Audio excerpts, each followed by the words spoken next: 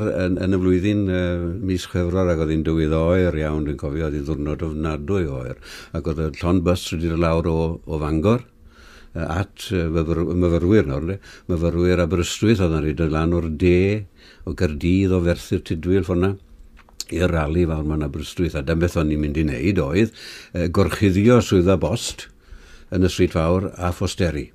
A wedyn, wrth gwrs, o'n i'n dychmygu byddai'r heddlu'n dod, dychywod, ar gefn y cyffylau fatha mounties i'n arestio ni, achos dyna holl bwynt y digwyddiad oedd bod ni'n cael yn arestio, ynde? Wedyn bod ni'n gofyn am y wys yn Gymraeg, a bod ni wedyn, pan fydden ni'n ymddangos o flaen y llys, bydden ni'n mynnu bod popeth yn Gymraeg, oedd yn syniad chwyldroadol amser ni, dychywod.